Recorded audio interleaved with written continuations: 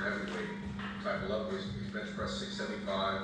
We're not getting into this all-time world record at 275. What's going on, boyos? You are joining me for some bench pressing today. Should have already shown a clip of warming up at 225. I think my top working weight for the day will be 400. I gotta crack open the notebook and see what the actual weight is, but I believe it is 400. Before I kind of started filming, let's see, what did I do? I did the couch stretch, which anytime I bench press, I do the couch stretch beforehand and make sure I can put my hip into extension. It makes it so that getting a bit of arch going doesn't stress out my low back too bad. So that way tomorrow on deadlifts, I don't feel like shit.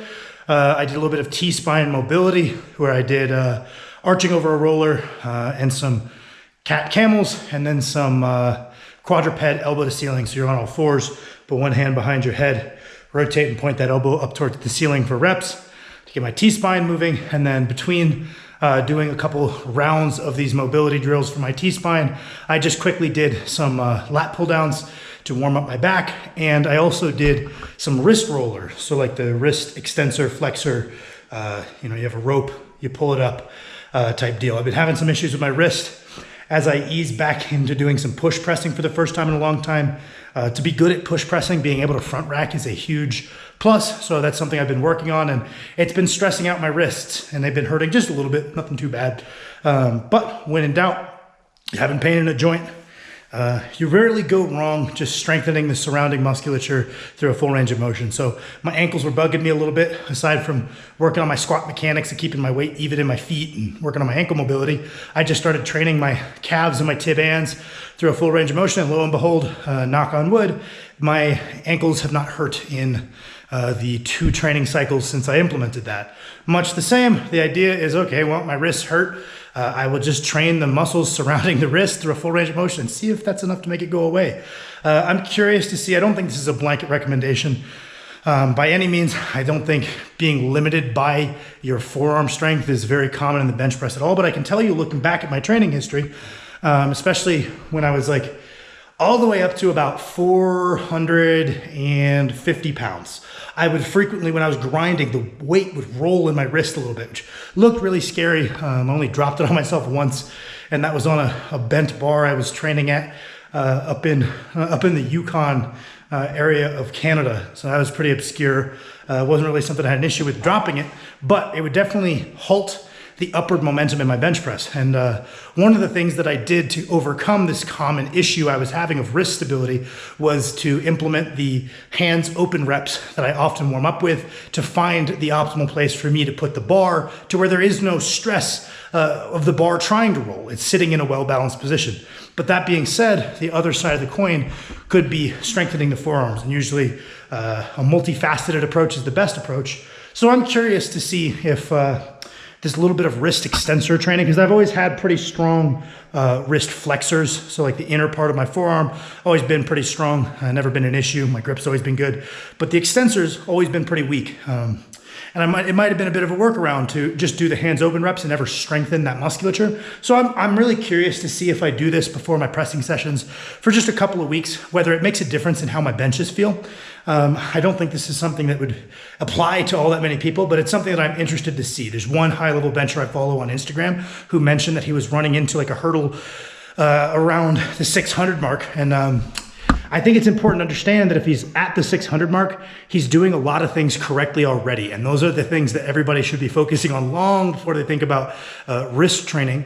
But given that he was doing all these other things correctly to get the strength to bench press 600, he actually said that doing some direct forearm training was what helped him push over that barrier, which I'd never heard anyone say before. And I thought, well, if that's gonna be the case for anyone else, I like to think that I'm a candidate for that as well, given how many repetitions I've done where I felt like I lost my upward momentum due to instability at the wrist. So that's just something I'm experimenting with. I'm keeping all the regular tenets of my training, and that's actually what gets me stronger. We're gonna see if we can fix a little hole in my bench pressing game, so to speak.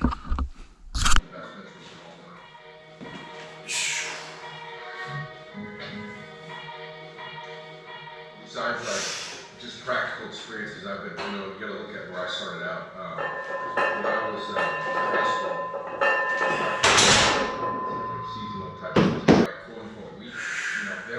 training songs, I guarantee you, get them on an 8-week program, a little bit for strength, you're gonna see some serious gains there. So I think muscle mass is extremely important.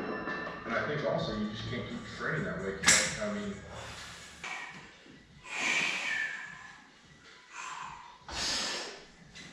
I think that rest recovery are extremely important.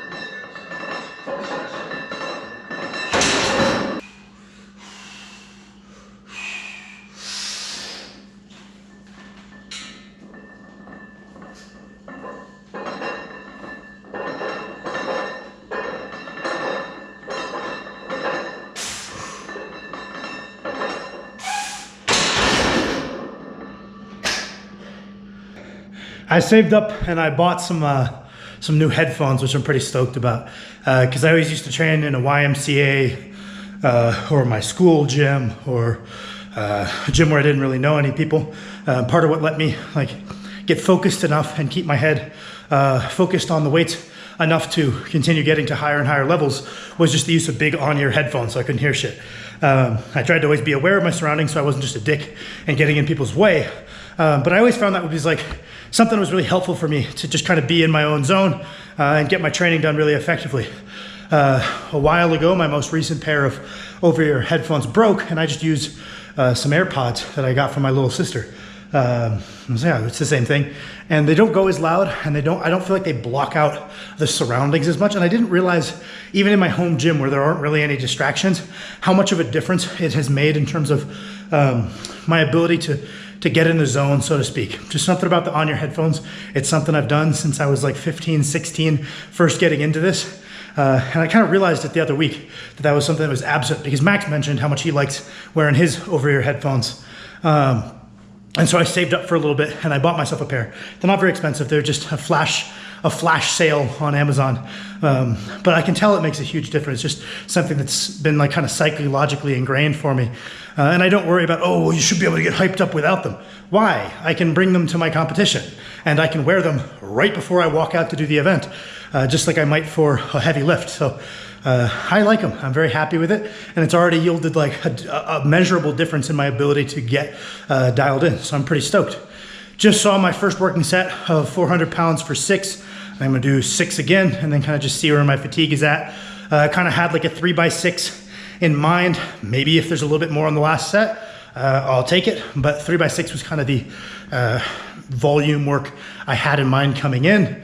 And then we're moving into some very light overhead press to continue working on some motor pattern things I want to change about my approach to overhead to make my overhead press correlate with my push press a little bit better.